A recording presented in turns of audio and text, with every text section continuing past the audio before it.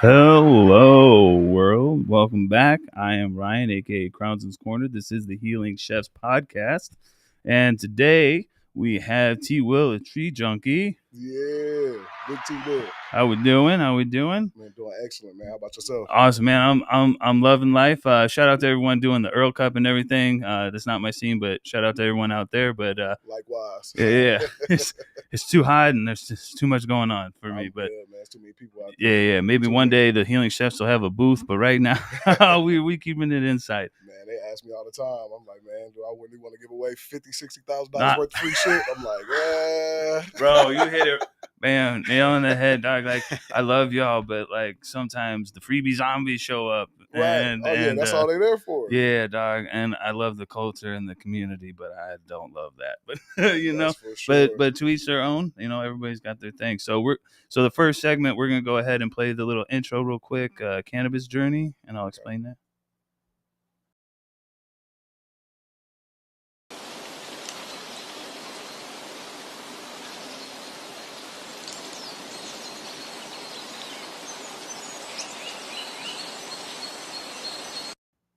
All right. So cannabis journey is all about how you found cannabis and where you're at with it right now, as obviously with tree junkie and how you got there. Yeah, like from the first time. Yeah, ever? Man. Like when did you first smoke? Like what was it? You know, like all that kind of. Oh man, the first time I ever smoked, I was in the 8th grade at recess. There we go. Behind the building on at recess. We was behind these little buildings. Bro. And my guy, I can't remember their names, but it's a long Was it out here? Or? No, I'm originally from Chicago. Okay. So, I'm originally from St. Louis, so okay. Midwest people. Midwest, yeah. Can't spell hustler without STL. Just saying. No, seriously, I grew up and I also lived in Springfield, so we only an hour and some change away from St. Louis. So I know St. Louis very well, East St., all of that good stuff. Well, I didn't do East St. too much. Hey, East St. something different, man. But the legendary pink slip is there. Yeah. No, East St. Louis. East St. The monastery. Okay. Throwback to the monastery and all that. Big facts. Remember the Oz? Oh man, wait, man, you taking it back there? Yeah, man. Dog, man. I've been. Hit the eyes, bro. The Oz in St. Louis, yeah, bro. That was our club. Allegedly, that was the club. Allegedly, a motherfucker like me had Skittles and was getting them motherfuckers out. We'd be walking in there, everybody drinking alcohol, and then like an hour.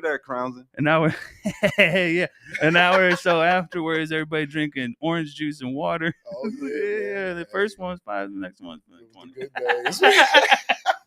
Hey, Allegedly, it's cool, man. Statute of limitations up on that shit. Yeah, fuck you. Sorry. No, but you good, man. First time I ever smoked, like I said, man, I was at middle school, 8th grade. 2 of my guys said, "Man, we got this little blunt. It was flat as hell, man. It was like it's probably like a peach Optima or something like that, dang. man." And I didn't even know how to smoke. So we in the back trying to smoke. I didn't know how to inhale. So and I was just blowing it out. But at the same time, they knew how to smoke. So, man, we get back to class, they all high as hell. Yeah. At the same time, I got to act like I'm high, like it hit me. So I'm acting like I'm high, but I had no idea really how to smoke and shit. Yeah. And but it was definitely some Reggie Miller, man. I mean, at that time, coming from Chicago, man, all through Illinois, it wasn't nothing but Bobby Brown. Oh, I know all about it, dog, because we all had the trays and the shit that you had to lean up so you could drop the seeds. Because that shit was heavy to go through, dog. That shit sucked. No, real shit. But I mean, after that, man, I probably didn't really get into smoking until like the end of my sophomore year. Okay. You know what I mean? Till then, I was playing football a lot, man. I was doing sports and all that stuff. But I really probably got into smoking toward the end of the sophomore year. I hit it at a party and everything like that. By that time, I kind of knew what I was doing. Okay. You know? And then once my older brother, I got a brother that's 10 years older than me. Once he found out I was smoking, he kind of just like all right, young smoker in the train immediately, like roll up, you know what I mean? Young Jedi, here we go. Come on, Padawan. But I mean, for real, man, I don't think I've missed a day of smoking weed probably since I was about 16. I'm 33 now. I feel that. So, you know what I mean? I've been a real big advocate of it. Yeah. I feel like that. I feel that because definitely in my life, once I tried it about 8th grade out here though, I was like, I'm doing this shit the rest of my life. I don't know what the fuck else I'm doing. But this is it. And all facts, man. So with that, okay, and then you like got put on into that. What what is the evolution of Tree Junkee? I mean, it was an evolution of me before the For Tree sure. Junkee. You know what I mean? Like I said, I probably really started getting into weed like sophomore year. I started selling weed by like senior year. I was really like selling weed for sure, no doubt about it. Nothing crazy, you know, breaking down a couple ounces just enough to smoke for free, that type of thing. I know those days. Then I came to Arizona after high school, so I came out here to play football. So I originally got out here to play at ASU. My grades wasn't right. I had to go through the summer program to be eligible. And long story short, I fucked that up. You know what I mean? ASU, the parties. I mean, yeah, it was immediately. I fucked up immediately. ASU's hard. No, it's facts. And now that I think about it, it wasn't hard as hell. I just wasn't focused. You know what I mean? I'm in a new state. The only person that was here was my older brother. He had moved here like a year before I did, just to better his life and his family. Didn't have any guidance. Yeah, you know, I was young and wild. You know what I mean? Father was in prison, the whole shebang. You know what I mean? So either way, once I got to Arizona, like I said, ASU didn't work out, but they set me up with a junior college. And at that time, we was like the number 1, number 2 junior college in the nation, Arizona Western, down there in Yuma, Arizona. So I come straight from Chicago pretty much into Yuma, Arizona. Damn, bro. So I'm like... Deserted. Yo, I'm like, what the fuck is deserted this? island. I'm like, what the fuck is this? They got one store, no. Everybody's slow. No, seriously though, man. It was everything was slow. And then where the campus is like 15 miles away from the city. So if you don't got no car and it's no walking, I mean, you're like in the middle of nowhere. So you're kind of stuck on campus. But we had dorms and a meal plan. It's one of the only junior colleges that actually offered that. Sounds like they had to a little bit. But that's dope, though. I mean, that's good to have it all there. Exactly. So, man, that first semester... Sorry, college football, Roll Tide. Sorry. No, man. So, you know, like my first semester there was trying to stay on a good track, this, and the other. But at that time, man, my family didn't have the money to help me out with little things that I needed, that type of thing. My brother, man, he was doing as much as he can. He was taking care of my mother, his 4 kids, his wife, himself, you know what I mean? Yeah, so, you know, I didn't have a lot of family members that was handing me money to make it through my little times and this, that, and the other. Yeah. So long story short, man, I got my financial aid check. I'm down there in Yuma. I ended up meeting with some people over there in San Luis. And I took my first financial aid check and I went and bought a pound. And I looked at the campus though. The whole time I'm looking at the campus, I say, man, shit. You know, there's it's like it's time to make some money. Real shit. No, I'm looking because I'm like, there's a couple thousand people on this campus. You know what I mean? I mean, the need, dog. Yeah, I mean, you needed money. You didn't have anybody to help you. Like, that's just how shit happens. Exactly. So I looked at it, I'm like, man, well, at least 10% of these motherfuckers smoke weed. You know, and it was only one person on campus that had some weed, and it was like every once in a while, and it was trash. So, you know, I found a market with the gas, man, and it was a wrap from there. I looked at the campus like a straight business. So the whole time I was going to school down there, I was really getting to it. Like nice, though. Nice. Getting to it. You know what I mean? But yeah, after football, that type of thing, man. Well, actually, down there in Yuma, before I even go to that, I don't know what year is it? Yeah, we way past that. So. That's where, you know, first time I ever started to really dibble and dabble, like as far as like, you know, getting something from one place to another. You know, if you know what I mean. Yeah. You know what I mean? Believe me, I know. Exactly. I got some stuff from Amsterdam to Germany one time. You feel me? So I learned a lot down there in Yuma. It was fucking like a learning lesson. Like I said, I met some people down there in San Luis that just like put me on game all the way. And, you know, I pretty much been able to pay my bills from weed since I was 19 years old. That's what's up. You know what I mean? Shout out weed. No Mary Jane, doubt about it, love her. But I mean, as far as Street Junkee, that was something that just came along in the last, you know, few years of life. You know what I mean?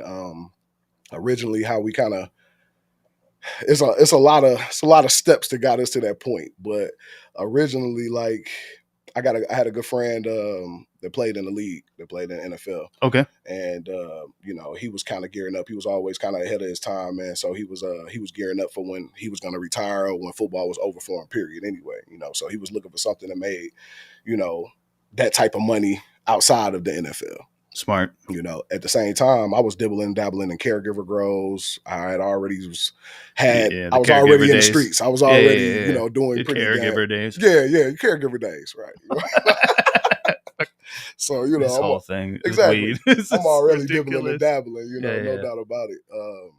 So, but anyway, you know, when he said it, it was like, man, that's a good idea. I think maybe we should, jump into this. And we couldn't get a license. They weren't doing any lotteries. We were already past that. This is like 2017 when the idea came around. Oh, damn. Yeah. So, there was no more, licenses at that time or anything like that. That's true. Right. This was right after that last lottery of that.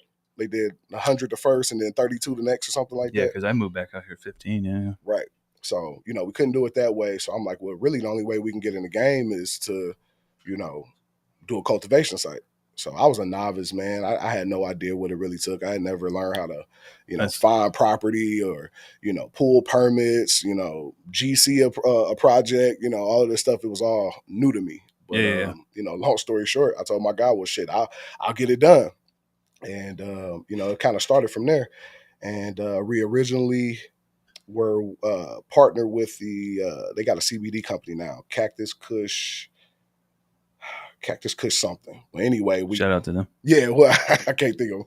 But we ended up going to Yuma County, and we got the first ever cultivation site approved for marijuana in Yuma County. It might still be like that to this day. So, I learned a lot. Yeah, because there ain't much going on. Right. It wasn't nothing out there. But until people hear this. I learned a lot though. Like I had never done no shit like that. So I mean, yeah, no, that's great. Turn agriculture, land zoning into commercial landing and zoning. You know what I mean? That's just that's levels above me. So yeah, I learned a lot in that time. Necessity, man. For sure. You know what I mean? Doing open hearings with with judges and all. It was crazy. Damn, bro. I'm not gonna lie, I had never been like that. I'm in open hearing. I'm the only black guy out here in Yuma County. Oh, Christmas, dog. I didn't even think about that. Big as hell, you know what I mean? They're looking at me crazy, trying to get some, some weed shit approved, I feel for you, dog. We did it, though. We ended up getting that approved, man. Humans. Exactly. And, long story short, that stuff didn't work out with those guys that we were working with. Okay. But at that time, I had learned enough, and my guy had got an even bigger contract at that time. I'm like, well, fuck it, man. We could do this shit ourselves. With what I just learned, man, we go do this ourselves. So that's kind of what we did, So I became a realtor. Not an actual realtor, but I should have got my license for this shit. But I went all over the place, all over the state, from goddamn Woodruff, Arizona, all the way down to Sierra Vista, looking at properties, trying to find the right one. And you were, of course, trying to stay in Phoenix, but the property was so high. It was so much more pricey to do something in Phoenix. It's also pretty saturated. Yeah, and saturated. Yeah. No doubt about it. So we ended up finding like the perfect place down there in Tucson, and ended up getting that. And then we went through other processes as far as getting it approved to be able to do weed there. I'm no GC. I've never built anything in my life until that point. And I'll never forget because we were going through a couple of GC companies and they were trying to charge us astronomical numbers and stuff like that. And I'm just like, dude, let's find somebody who has a license that'll allow us to do what we need to do, and we just pay them a little bit. And that's what we did, man. And I ended up GCing the whole project, learned a whole lot from that, actually building shit from electric to plumbing to everything. I learned a whole bunch there. And that's that's hella smart, because even with this podcast and stuff, I've wanted people to do editing and stuff, and I'm gonna have some people helping eventually. But I just had to learn the shit. For sure. You got to do it. No, I'm not.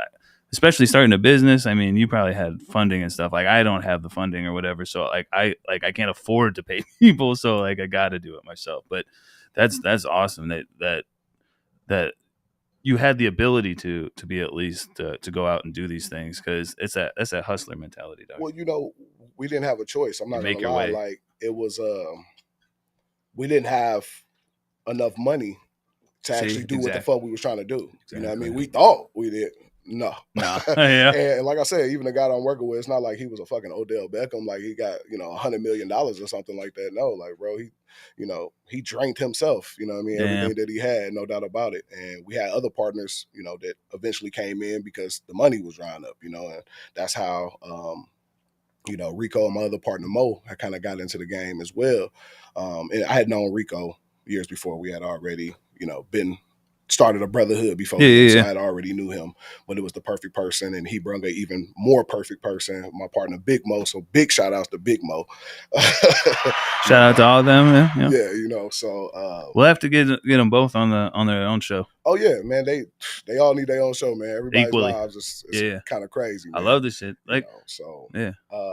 But anyway, man, we kind of partnered up, and I say I learned a lot, and I'm glad I did, because now I can't be fucked over. You know what I mean? You can't fuck me up. I know. Yeah. You know what I mean? You're not gonna play games with me. I just listened to it was Shannon Sharp talking to Marshawn Lynch. Mm-hmm. Marshawn Lynch, what he did back in the day was he got 2 financial advisors, one for his NFL money, one for his outside of NFL money. I've seen the clip. And then he like played them against each other. Right. Like, hey, if I had you do this, what would you do? And then now he knows you can't fuck with that man. For sure. That's it. So smart. Smart shit, man. Yeah. So I mean, that's the same level, dog. Yeah, no doubt. At the same time, man, usually, one thing I learned, usually in this game, when you're building out a cultivation site or extraction lab, kitchen, whatever, usually you already have the connection for a license. Because, of course, right, we don't own these licenses. We have to rent these or lease them, whatever you want to call it. You know what I mean? So usually you already have a deal with the dispensary leasing their license before you even start to build your product. Yep. You know what I mean? That's usually how it works. Well, with us, I called, at that time, all 132 damn dispensaries. I'm talking about 4 or 5 times, 10 times some of them, 12, 15 times some of them. I'm talking about for months on top of months. Damn. Nobody would take me serious because, and I just have to say it, I was young and black. I'm just being truthful. I mean, not take us serious at all. No, that's the truth about the shit. So we had to go ass backwards. Shit's been racist as fuck. We were talking about social equity and the damn corporations buying them all up when people get timed out or money. You know what I'm saying? Fuck just buying them up. They fucked all those people up. That's what I'm saying. Yeah, it's only maybe 2, 3 out of 26 that actually got a good deal, that actually are doing something with it. Big shouts out to Alicia Deals. You know what I mean, with the cookies deal. Like, she was one of the only ones that truthfully wasn't signed to an MSO. You know what I mean? Before all of this shit. And, they did a good thing with the cookies, and I'm glad that's working out well. And there's a couple more out there. Abel and Diana, I think they got theirs open on the west side. So big congratulations to them as well. All of them. Yeah, it's hard. It's hard out here. But most of the people got fucked over. Yeah. So fucked. But anyway, to go back to what I was saying, like, before we go into that, because that's a whole nother thing. The social equity, that's a whole nother fucking thing. But, I feel you. They wouldn't, at that time, they were not accepting my calls. They weren't even trying to hear what I had going on. They weren't trying to hear my conversations. I couldn't get in touch with anybody that actually made decisions. And fuck past calling them, I'll start going to the dispensaries. Because, we don't, at this time, we don't really know anybody. I had one good friend at that time. I ain't going to say good friend, but somebody that I definitely knew prior, Millie. He was a vice president at Desert Rose Dispensary way before Nature's Med bought him. Desert Road, right. Man. I never forget. This was my first meeting with a license holder. So him and the president, CEO Trevor, we met. And long story short, I told him what I wanted to do. We got this building, blah blah blah, Skippy. And I'll never forget. He looked me dead square in my eye and said, "Oh, that's your budget? You'll never make it in this game." Damn. Straight up looked me dead square in my eye, like, fuck the meeting, fuck what you're talking about. Like, you only have that much money to work with. You will never make it. I'm just going to be straight truthful with you, Tyrese. You'll never fucking make it. Damn. Rough. Right? Hearts drop. But the first person to sign us was Desert Rose. I'm saying. So tell me I never have it. Tell me what I won't do. Right. You know what I mean? Like, so the first fucking person to tell me we didn't have enough money to do this shit, we wouldn't do nothing or anything. And they begged. That was the first fucking license holder we had. You know what I mean? Fucking ironic, right? Like, but at the same time, I mean, in between those, we end up having a couple other meetings in between. Then I end up making some good friends with license holders and stuff like that. But out of 132 dispensaries at that time, maybe we actually got a chance to sit down and speak with 4 groups. That's ridiculous. So we had to go, like, by the old saying, build it and they will come. That's what we had to do. We had to build a fucking multi-million-dollar fucking facility and let people come see and be like, "Oh, you're not playing. You were serious." Like, yeah, motherfucker. You know what I mean? Like, I've been telling you. I've been telling you this whole fucking time. That's how people like us have with visions are. Right. Like the support is this big. Mm-hmm. The congratulations is this big. Right. I like the way you put that. No, that's serious. But and then we eventually got open. Like I said, Desert Rose was the first license, and that was That was a fucking headache. Yeah, I bet. Yeah, fuck, that man. was a big headache, and of course, we bumped our heads quite a few times, man. So, I mean, it goes a little bit more into that story. I mean, I kind of parted ways from my partners for a while, and I went and basically started my own business of like just wholesaling. Okay. Like, so at that point in time, man, I had found like a niche part of the fucking market that nobody was really taking advantage of except like a few people. So I'll never forget this. I won't say any names, but I'm finally in the game. We finally got the place open. And this guy calls me and say, man, I got 1,500 pounds of trim. You know what I mean? You think you could do something with it? And I'm like, in the back of my head, I'm like, hell no. But, my words say, hell yeah. I'll get rid of that. I'm going to figure it out. I ended up calling one guy that I knew in the industry, and he luckily his dispensary was like, yeah, we'll take all of it. And, we did this deal, and I put a couple dollars on it. Like, I'm talking about like. What the hell they do with the trim? What the hell they do with the trim? Well, that's how they make the extracts at the time. So okay. I'm just making sure. Like, I was like, did they roll that shit up? Because there's been. But, come on, man. There's a lot of people out here selling straight trim to y'all. I know. Cheap ass pre-rolls out of dispensaries is trim. I already know. So I've been a bud tender for years and stuff like that. But also, I'm very like as much as people. I don't want to sound like douchebaggery, but I'm very well connected and I hear everything. And I know where that one brand went first, and they told that place actually told me that what they wanted was trim.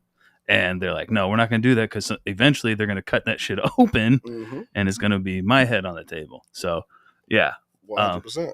But we know who they are. But I mean, I know them all. And most of them don't give a fuck whether they cut it open or not. Nah. They don't care. That's what it is. I mean, you're there going to buy it anyway. Yeah. And that's what they do. Yeah. But yeah, but that takes care of a different, like that. I wanted to bring like, just real quick. That's this whole part of the we want everyone to smoke weed. Now we have everyone smoking weed, but we got the Walmart people smoking weed now, and of course they're always gonna like float to that kind of like that the branding and the weirdness and stuff like that without the stuff because they just want to get in and get out. They don't really care, but it's like us that really care about the plant. That most people want quantity over quality. Yeah, well, you know what I mean. Not most people that watch this though. But yeah, I feel you. It's just seriously, most people want the quantity over quality. And then ever since, COVID, ever since they stopped you from being able to actually check out the weed and, crack it open and look at it, because it was like that prior to COVID. You know what I mean? You're actually able to check it out. Like, okay, I can go in there and even though this shit say 16% THC, I'm able to check it out and be like, oh, that's some gas. Right. You know what I mean? But now everything's off test percentages. So you're not able to see it. They're just going in there and they're looking at it like, oh shit, that shit says 26% and it's only fucking $10 for an eighth. You know what I mean? I'm going to grab that. That's fire. No. No, that's like walking into the bar and going, I'll take the Everclear. Yeah. That shit's 151, dog. It's fucking Everclear. You be lucky if you wake up, motherfucker. You know what I mean? Like, did that taste good? No. Did that feel good? No. Not at all. Was that a good experience? No. It's rough the whole time. Rough. But like when it comes to it, I try to tell people all the time, I try to educate them that like the THC percentage don't mean shit. You feel what I'm saying? Because you can have some outdoor shit that'll test higher than some indoor, right? Yeah. And there are natural things from the sun that are indoor that a light just can't give you. You can't mimic the sun. There are certain natural things that you get from the sun that you cannot get from a fucking light. You know what I mean? Yeah. And then also we're in the state of Arizona where the testing is a little different here, so they test it at your moisture content that you bring it in at. You feel what I'm saying? So if your shit dry as hell, probably gonna test a little higher. You know what I mean? Like, it's just real good. I just dropped the gym, so you probably need to edit that shit out. You mother, you've been doing it. I know you've been doing. Right. So there's a big difference. Like if you were in like, dude. You were in other states. You feel what I'm saying? Like some shit just makes so much sense right now after you said that. Go ahead. Oh yeah, you know what I mean. So if you were in other states. You can bring it to them wet, whatever. They're gonna kind of dry it out to a certain percentage and then test from there. But Arizona makes you test off the moisture content you bring it in. So if I bring it in a little too early and it's a little wet, more than likely it's gonna test fucking low. You know what I mean? Yeah. No matter if it could be some super, super strong shit, but if it's too wet, because they make you test it at the moisture content that you bring it in at, it's gonna test a little lower. I've seen weed sitting in a fucking dehydrator. Right. You gonna see all of this bullshit all these other places is doing too. You're gonna start seeing weed at with 40-something% THC and shit like that. Cause that's another level of like cheating the system. You feel what I'm saying? Yeah, what are you doing? Spraying the shit? No, they don't spray it. How you get 40%? Because they fucking they'll dry freeze the weed, right? So let's just say you gotta take in samples. You need 10 grams, 10 grams, whatever. So for the THC, you only need a couple grams. So what they'll do is they'll take a couple buds, dry freeze it, you know what I mean? Like freeze it instantly, scrape all the trichomes off, put it on their fucking samples, and then send it in. Yeah, I'm dropping gems on motherfuckers today. Yeah, or I think I've seen where they like probably take some of that keef or whatever from the trim bins probably and roll the shit in that too. They do that too? They do that too? Oh, bro. Like, I mean, I'm mad about it, but I mean, if you sit and think about it, like if you can think about it, is getting done. Yeah. I mean, I understand it too, because like I'm in the business. You got bills to pay, you got payroll like a motherfucker, so it's understandable. Yeah, you know, you don't want to test low because the dispensary's not going to grab it if you test low. Yeah, you feel what I'm saying? Like they won't. Like you got certain. I'm not mad at anybody. They won't take shit. If you're testing under 23%, there's certain dispensaries that won't even take your shit. Well, now they got people shopping. Like they're dropping gems out there already, like On Point Labs or whatever. Supposedly they got it out right now that they're sweeping shit under the rug. Like supposedly that if the testing came back negative or something, they had an option to nullify the entire contract. Yeah. So bro. I'm not gonna lie. Like, they attached to some really strong people, so I'm gonna shut up about them. I won't say a fucking thing. Bro, that came out on what was that High in Arizona that I saw that today. I'm like, bro, you're about to like, because you got sponsors and shit, dog, and you're probably telling on your sponsors right now. Yeah, that's ridiculous. Like I say, man, I've heard some things, but I mean, but I'll never say anything. I don't know shit about nothing. I don't know shit. Anybody watching, listen, I don't know shit about nothing. But I just saw that shit on Instagram and I'm like, wow, like why would you even put that out? But just know, any dispensaries, I've never used On Point. Okay. No. Hey, no. And even that kind of stuff can happen because of a pissed off employee or something like that. It may not even be, you know what I'm saying? Oh yeah. So like even coming out like with that shit that they put out today on Instagram, I'm like, can you like why don't you wait? Like find out, because all the AZDHS and everything has been doing is just throwing out bullshit information and it comes back that is like it's bullshit or something. But I don't know how all that works. I'm not talking shit on nobody because everyone's got their shit. I'm still due for an inspection, so AZDHS, we love you. We love you today. I'm just kidding. We love you all the time. Thank God you're here. We love you. No.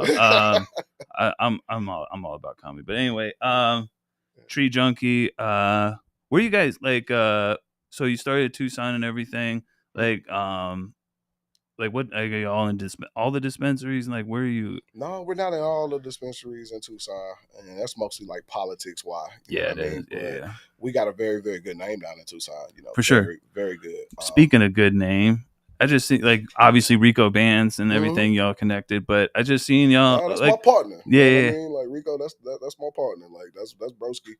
We go back before Tree Junkee. You know bro, what I mean? I was listening to I am Arizona too. Yeah. And bro, they're like multiple things in that song hit home with me. Yeah. And bro, like I was in the middle of doing like deliveries the other day, my side job or whatnot. And when he said that they wouldn't let him home for his grandma or whatnot, the Army wouldn't let me home for my grandfather. And I found out they buried him on my birthday. Damn, right? So me too. But like when I heard that, when I was driving, I had one tear come out. I'm like, man, Rico, I'm trying to work right now. that shit, I felt that. But I mean, one thing I can say about my man Rico, anything that he's saying on them songs, it's true. Yeah, no, I feel what I mean. Like he ain't one of them motherfuckers that just saying some shit he ain't never did. Like the homies back in St. Louis. I'm in my Ferrari, bro. You ain't got a Ferrari. No, bro. But if bro said he was in a Ferrari, he was really in a Ferrari. You know what I mean? Bro, awesome. Out here really in a Wraith right now. Yeah. You know what I mean? Sliding through the streets. Speaking of it, also I saw the tree junkie in the hands of that Mexican OT. Yeah, man. Yeah. So, man, big shouts out to Mexican OT. Shout out. Definitely to Rico, man. Rico has been putting a lot of those type of plays together for us, man, and it's been helping out a lot. Bigging up the name for sure. So ever since he's got home, he's been definitely a big help, man. That's what's up. Yeah, I talked to him a little bit, gave him the digits and shit. Yeah, tapped in. He wanted to come today. I told him, man, you gotta have your own, man. We'll have him on here. We got nothing but time, dog. I got plenty of opportunities, and we have to give everybody their own time. Like we don't want to cut anybody out or shorten anybody's story. So we're gonna go ahead and jump into the next segment real quick, which is Trip Tales. Okay.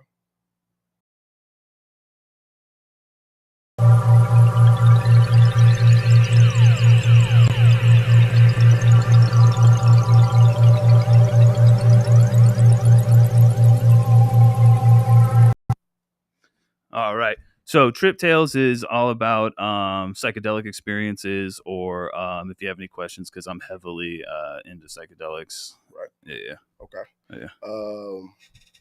Like you want to know what experience I've had with it? Yeah, I mean, whatever you're willing to share. Oh yeah, I mean, I've definitely done the shrooms. I've never gotten into acid or anything like that. To be truthful, I'm a little scared. And actually, I feel scared to try it. Yeah, because I fuck around, send myself into a bad trip. You know what I mean? Yeah, I feel it. Like acid for me though is all like good feelings and stuff. Yeah. It's the shrooms that sometimes bring up that underlying ego death that people are afraid of. But everybody's different, so I'm not. Right. Yeah, so no, I've definitely done shrooms quite a few times in my life, man. I think it's something that most people should do at least once a year just to get a nice little reset. Yeah. Definitely do it in a controlled area. Watch that ego. Like, I'm not so good with it that I could just go out and about and go, live life off the shrooms like that. I can't, you know what I mean? But those days I have been up there in Flagstaff in the woods, tripping out, you know what I mean? No doubt about it. Probably like my best experience was like when I ate a 7. So it was just like, a heroic dosage. You know what I'm saying? Like what I'm doing later, allegedly. You know what I mean? I'll never forget because I'm talking with my boy, and then when it really kicked, this is like the first time I tripped, like actually tripped. And then like his forehead and his jaw was like, I was like, oh shit. And bro, put your shit back together. And everything just, it'd be regular and all of a sudden, I'm like, oh shit. I know what you're talking about, yeah. That was probably my best experience on it, like as far as like actually tripping out. Before then, the other times I've taken, I've never, besides that one time, I've never tripped out. A little bit, but it's usually like that really, really good euphoric feeling. I try not to really go past the 8th, but at least once a year. Yeah. Now, you know what I mean? I'm definitely into it. And I'm glad that a lot more people are getting into this microdosing thing. I think it's good for, especially people who got, PTSD, who's went through, right. Yeah. Armed forces. Yeah, it really helps. Whatever. It does help. It really does. It helps put that fear away, and you can kind of deal with those kind of things. But yeah, like I definitely the shrooms, but the ketamine, like I've tried ketamine and stuff like that. That really helped me out being like a real bad. I was super aggressive before. Wait, like ketamine, like Special K? Yeah. Oh shit. Yeah. So what's the feeling on that? So it's kind of like you've been to the dentist, right? Yeah. And that feeling when you're kind of coming out of so it's like, oh, like it's it'll rock your shit. So it's like tripping, but like immediate, basically. But it's also like it depends on you. Like there's people who do some ketamine and they like get stuck in what's called a K-hole, and they can't move or talk or anything like that. I'm a different breed. I do the shit and I can work. Oh yeah, you're a beast. Yeah. Bring me your psychs, bro. I'll crush them. But like what it does is like when you're super aggressive and like super reactive to everything, it slows everything down. Everything in your life that you used to be stressed about, you're just like, it's okay. Yeah. Like you like it. Like I used to like say, even like my internet would go out. Dog, I'd be like, why is my shit not fucking working? I pay for all this shit. I work hard. Why's my shit? Right. Like now I'm like, we'll figure it out. Like, or like it's changed me 180 degrees. How often do you use it? I haven't done it in a little bit. I'm helping other people here and there with showing them like different clinics and whatnot. But it just depends on like, just like with other psychedelics, it depends on my ego and how I'm feeling and stuff like that. When I start to get like, think I'm like somebody, or like I'm special or some shit, or different, or I deserve more than anybody else, I'm like, mm-mm. Or I get real cranky and reactive and shit, that's when.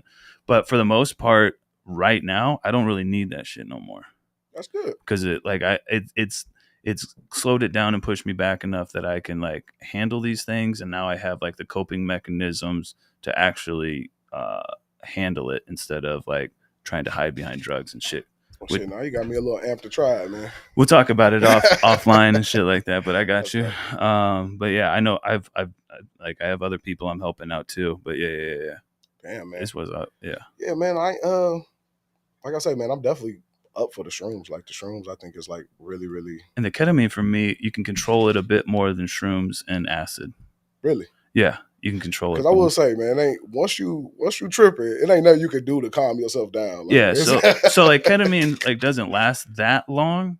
It lasts maybe like an hour or two or something like that. Compared to 6 to 8. 6 to 8 to 12. Right. Like, so yeah, it doesn't last that long, but it puts you in a spot. And just like I've had it where I'm completely stressed out with life and everything, and I can't do shit and do nothing, and I'll have like a dose or whatever, a treatment, and afterwards I'll be able to sit down and actually do all my editing work and stuff, because all the other things that used to be like, hurry up and get this done because you got to go do this or do this or do this, or you wanted to do this, shit's just gone. I'm like, okay, so what we're doing right now, and I've had a lot of problems with editing, so yeah, it's well worth it. Nah, man, I understand that. I'm glad to hear that you like, you know what I mean? You know what? I'm gonna just do that shit myself. Yeah, you know because I'm one of those people too, man. Like, well, because the VA wants to give me all sorts of shit, dog. Right. Like, and I don't trust them at all. I mean, shit. Why would you? Like, I don't know. You could say what's in the bottle, but I don't know what's in the bottle. Right. And all that other shit. So, I deal with my therapy and stuff like that, but I know what works for me, so I stick with what works for me. That's all you can do. Yeah. And just be glad that you actually know what works for you. Yeah. I shout out to Ghost Creations and stuff. Like, he'll be home soon.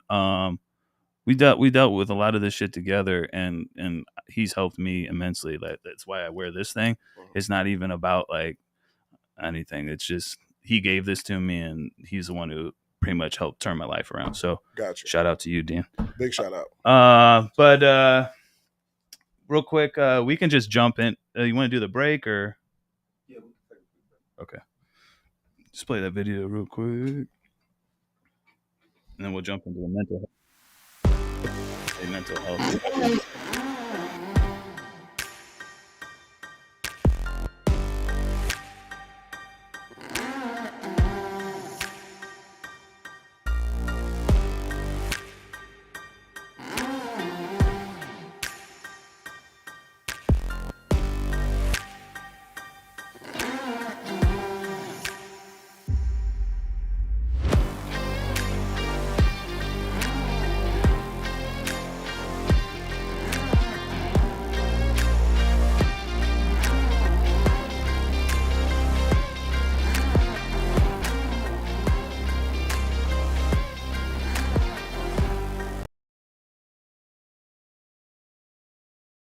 Mental health as well, please.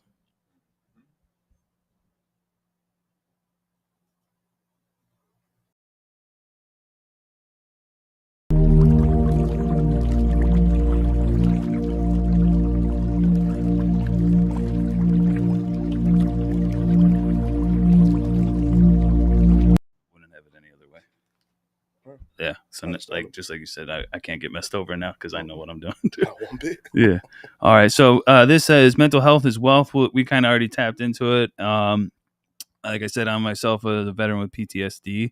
I had a mental breakdown back in like January, February or something. I had to check myself in to the VA, which is okay. Like, I'm trying to normalize that stuff because sometimes we all just need a break and stuff, and maybe you need a break and it's okay.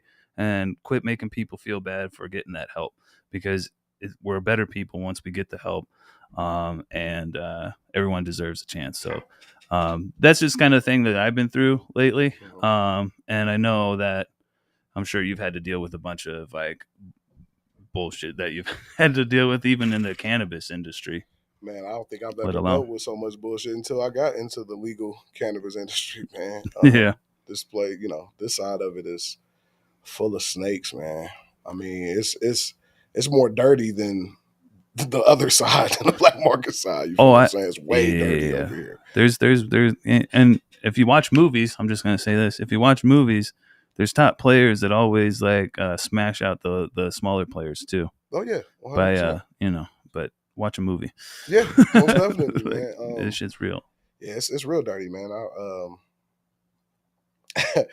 I don't think I've ever had a breakdown, but I think sometimes, man, the shit that happens in this industry kind of like wears on me mentally. Sometimes I just have to get out and about. Like I bought a side by side. I've never. Oh, I've seen that. Yeah, on your story. Man. That shit's dope, no? Yeah, I bought one of those, and that's probably been like my biggest stress reliever that I could find. Period. You know what I mean? And shout out to you also on your story. Just came to my mind. Like when you had your sons on there and said, "I'm gonna give you a better life than I had, dog." Damn fucking right. Man, shout out to you for that. Fucking, we need good dads in life and shit. Like, and it sounds like you're a good one, dog. Well, so shout out to you. Man, I appreciate it. They helped me be that, man.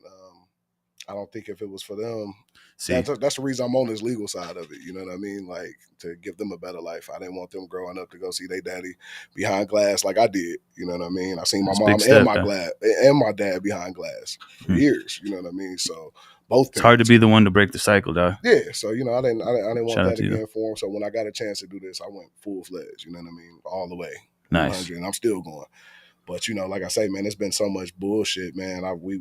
Me, myself, as far as the company, Tree Junkee, we bumped our head quite a few times and dealt with the wrong people, been fucked over. But, you got some good people working for you now, too. Definitely got some good people. Yeah, man. People that's been with us from the get-go, But then we got some people that's no longer with us, too. Is Fox with Ganja with you? Yeah. Shout out. That's my head guy, JoJo, right there, man.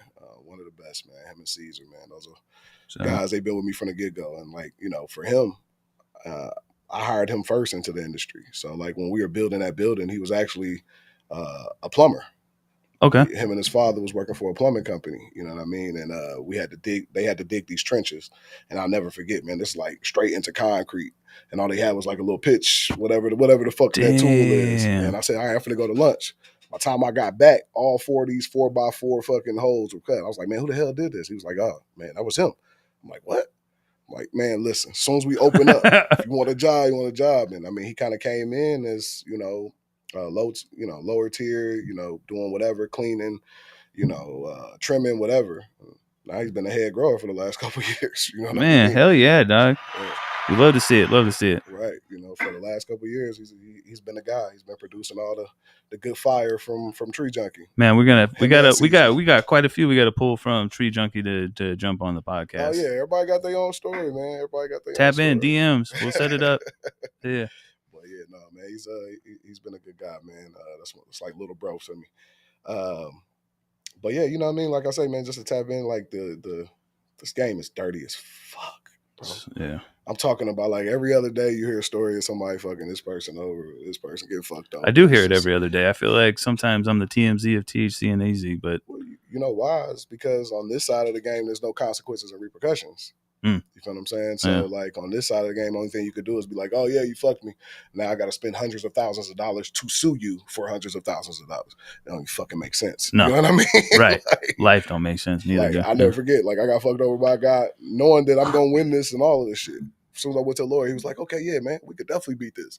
But it's going to cost you $250,000 in 3 to 5 years. I'm like, what the fuck? You know what I mean? Like, no, I'm cool, man. You know what I mean? That sounds like that. And shout out to you because, like, I mean, as much as you want to prove it and like get back, like your mental health is worth way more than that win right there, dog. Well, man, like I say, man, the side by side and drinking, because I gotta, I martini time for sure. You know what I mean? I'm definitely a drinker, and I definitely. Use the hell out of marijuana. You know what I mean? Yeah. So that helps me out a lot. But my biggest stress reliever is when I go out there on that side by side and my phones don't work. You know what I mean? And I'm in the middle of nowhere, and I have to pay attention to what I'm doing, or I could die. You know what I mean? Because like we out there doing some shit. You know what I mean? I'm going up 4 peaks. It's a drop off. You know what I mean? Oh damn! Yeah. You know, so shout out to my dude Randy from PTS, man. Shout out. You know, man, another guy that I go ride with all the time, man. And that's what's up. Yeah. Please pay attention. Man, for real, bro. But it's a huge you like stress relief. Like, for sure. Yeah, man. Shit, I almost was a tree junkie one time, man. We almost was out of there, man. Yeah, damn, dog. Well, that's another story. But yeah, man. As far as that, I try to stay stress free as possible. You know what I mean? Like I really, really do. I went to Israel a few months ago, and that was a big help for me. You know what I mean? Like that cleared my mind the whole time I was over there. There you go. I don't even think I thought about the damn business. So that was pretty good for me. That's crazy. I've never been. I've been to Iraq and stuff like that, and Syria and shit, and Qatar, but I've never been there. That's a place to go. Well, I mean, that like shout out to them. I don't know if you just seen what just happened yesterday. You know, I had to call and check on my family over there. Yeah, huge. Yeah, that's crazy. You know, I stand with Israel though. Yeah, man, most definitely. I mean, this shit's crazy though over there. Yeah, it's a whole nother life. That's a whole nother story too. Most definitely. So we'll go ahead and jump into our last segment, which is plug talk. You know, we just plug what promo, whatever we got going on. 1 second.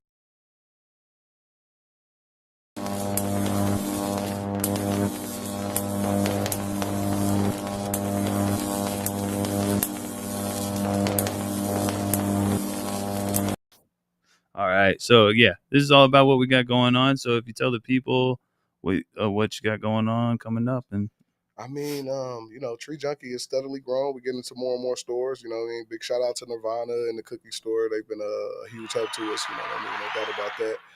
Definitely helping shine some light on us. We do got 2 new SKUs dropping. Okay. Next week we'll actually have the live rosin pre-roll.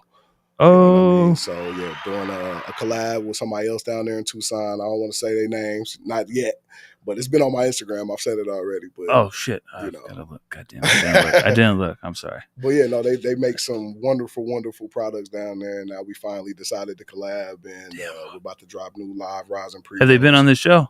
No. Okay.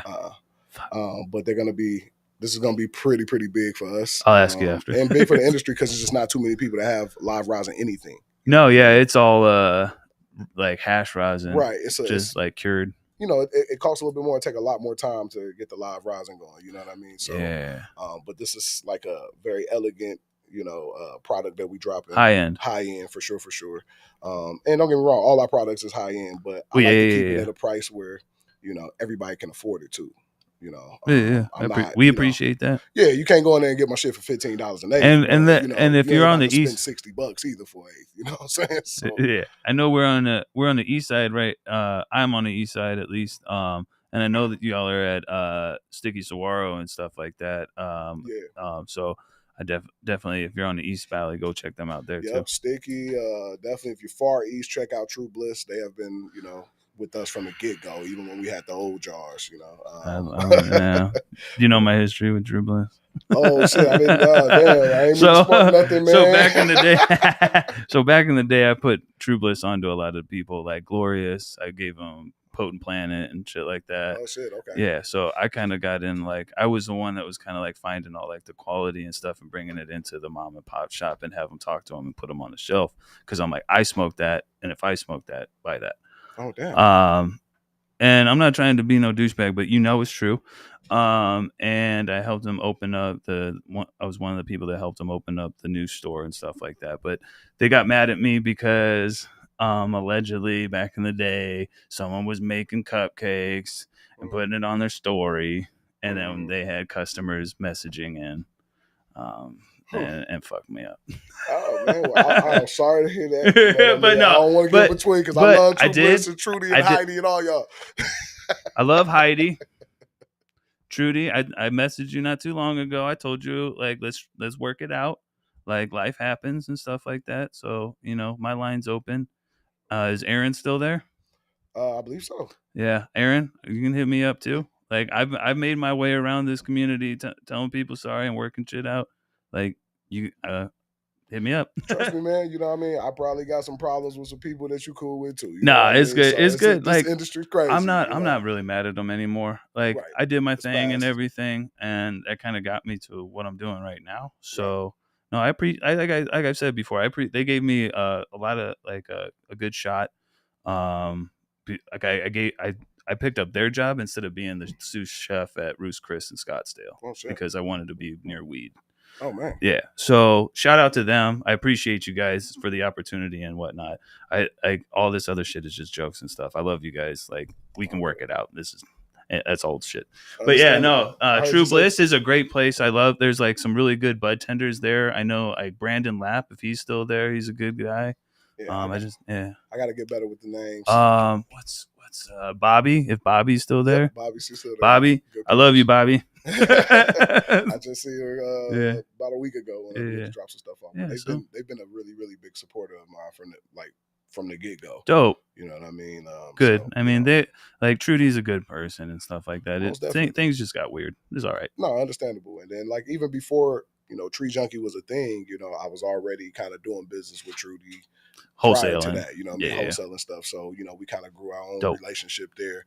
And even though it wasn't like she told her people to like, yo, put them in True Bliss. No, I still had to go through the ringer and give everybody. And luckily, the people actually make the decisions on what comes in the store, like the product and like me and made it happen. And they've been a true staple with us.